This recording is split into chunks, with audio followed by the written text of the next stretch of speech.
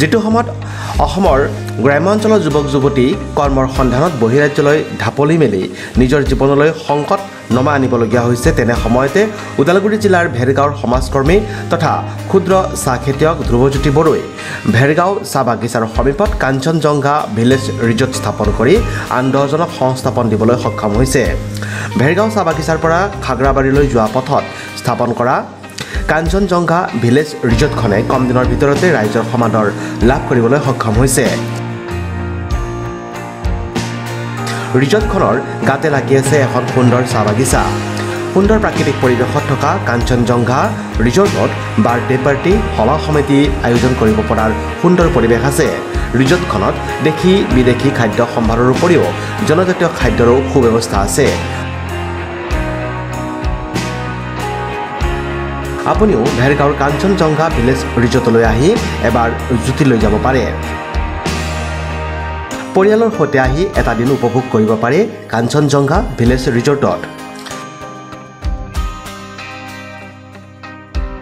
আচলতে আমাৰ অঞ্চলত যথেষ্ট শিক্ষিত লোক আছে, কিন্তু আমাৰ যিবিলাক শিক্ষিত ল'ৰা ছোৱালী তেখেতসকলে যিহেতু চাকৰি হাবাধৰি কৰি পেলাই বাহিৰত যায়।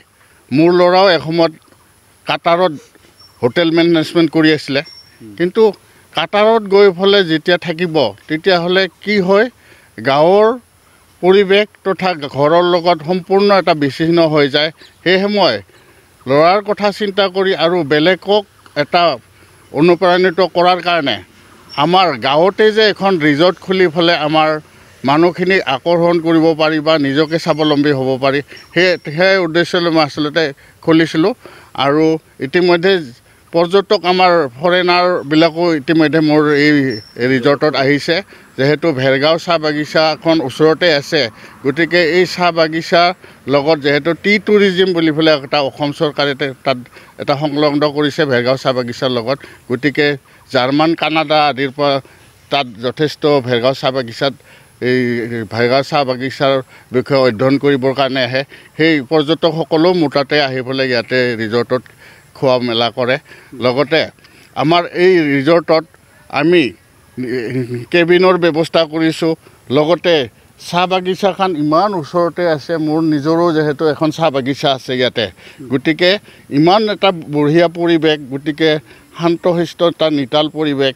গতিকে মানুহখিনি মঙলদৈ, ওদালগুৰি, গোৰেশ্বৰ, টংলাৰ মানুহখিনি ইয়াতে গধূলি সময়ত এপাক ফুৰিবৰ কাৰণে আহে। গতিকে মই ভাবিছোঁ ভৱিষ্যতে আকৌ ইয়াতে থকা মেলাৰ ব্যৱস্থা কৰিম বুলি ভাবিছোঁ। দূৰ দূৰণিৰ মানুহখিনি যেতিয়া ইয়াতে যিহেতু বগামাটি পৰ্যটকস্থলী আছে, ভৈৰৱকুণ্ড আছে, টুৰিজিমৰ কাৰণে ব্যৱস্থা আছে, এফালে চামৰাং আছে ওচৰতে ভূটান নিকটৱৰ্তী আমাৰ। গতিকে তালৈ আহোঁতে যিহেতু থকাৰ ব্যৱস্থা নাই তাত, গতিকে মই মোৰ ইয়াতে ৰিজৰ্টত থকা মেলাৰ ব্যৱস্থাৰ উপৰিও খোৱা লোৱা আৰু বিবাহ ভৱন তথা মই বাৰ্থডে পাৰ্টি আদিৰ ব্যৱস্থা ইয়াতে চলি আছে। ইতিমধ্যে বাৰ্থডে কেইবাখনো ইয়াতে পাতিল। গতিকে গোটেইখিনি ভৱিষ্যতে কৰিম বুলি আশা ৰাখিছোঁ। আৰু কি কি ইয়াত বেলেগ আৰু হাঁহ পালন ইত্যাদি কিবা কৰাৰ কথা? মই ইতিমধ্যে ইয়াৰ লগতে যিহেতু পুখুৰী এটা আছে, পুখুৰীটো এনেই যিহেতু আমাৰ ডেক'ৰেশ্যনৰ কাৰণে বা ফটো শ্বটৰ কাৰণে ৰাখিছোঁ, গতিকে তাতে মই 50জনী হাঁহ ৰাখিছোঁ। এতিয়া আকৌ এই সপ্তাহৰ ভিতৰত মই আকৌ বৃদ্ধি কৰিম বুলি ভাবিছোঁ। লগতে ওচৰতে আৰু মোৰ খালী মাটি পৰি আছে, তাতে ছাগলী ফাৰ্ম কৰিম বুলি ভাবিছোঁ ভৱিষ্যতে। গতিকে এনেকুৱাই মোৰ পৰিকল্পনা। ইয়াত কি নাম্বাৰটো ক'ব নেকি, যদি ইয়াত দূৰ দূৰণিৰ পৰা আহিব বিচাৰে কেনেধৰণে যোগাযোগ কৰিব? মোৰ নম্বৰটো ল'ব পাৰে 9101239094। আৰু কেতিয়া কেতিয়া খোলা থাকে সময়টো? মোৰ খোলা প্ৰত্যেক দিনাই থাকে, ৰাতিপুৱা 10টাৰ পৰা সন্ধিয়া 8:30টালৈকে। ইয়াত আৰু সামগ্ৰিকভাৱে পৰিৱেশটো কেনেকুৱা, মানে ৰাতি অহা যোৱা ক্ষেত্ৰত বা বিভিন্ন ক্ষেত্ৰত? পৰিৱেশটো এতিয়া আৰু বৰ্তমান আমাৰ BTADত পৰিৱেশ বেয়া বুলি ক'ব নোৱাৰি, কাৰণ কিয় এতিয়া পৰিৱেশটো খুব ভাল। এতিয়া ৰাতি 10-11টাত মানুহ আহিলেও কোনো আপত্তি নাই, মানুহ ধুনীয়াকৈ অহা যোৱা কৰি থাকে, চলাচল কৰি থাকে, আগৰ নিচিনা নাই। ৰাস্তা পদূলি ভাল হৈছে, গতিকে আৰু পৰিৱেশ ভালেই। আৰু এই খাদ্য সম্ভাৰৰ ক্ষেত্ৰত কি ক'ব, কি কি ইয়াত খোৱা পোৱা যায় বা কেনেধৰণৰ অৰ্ডাৰ কৰিলে পোৱা যাব? খাদ্য সম্ভাৰৰ ক্ষেত্ৰত ফাষ্টফুডৰখিনি গোটেইখিনিয়ে আমাৰ একদম যিখিনি ফাষ্টফুড অলপ স্পেচিয়েলিষ্ট গোটেইখিনি আমাৰ ইটালিয়ানৰ পৰা গোটেই চাইনিজৰ পৰা আদি কৰি ইণ্ডিয়ান গোটেইখিনি ৰখা হয় আৰু আমাৰ যদি অৰ্ডাৰ হয় তেতিয়াহ'লে আমাৰ একেবাৰে লোকেল থলুৱা যিটো আমাৰ অসমীয়া খাদ্য আৰু বড়ো ট্ৰেডিশ্যনেল ফুড সেইবিলাক আমি পোৱা যায় ইয়াতে